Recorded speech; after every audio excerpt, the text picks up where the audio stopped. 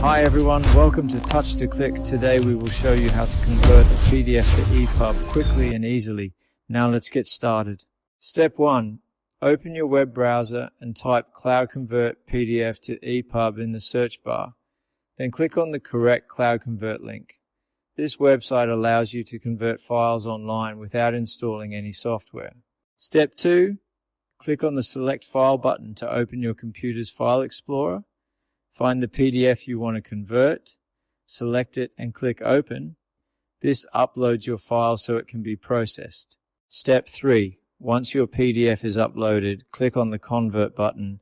This starts the conversion process and changes your PDF into an EPUB format that is compatible with e-readers. Step 4.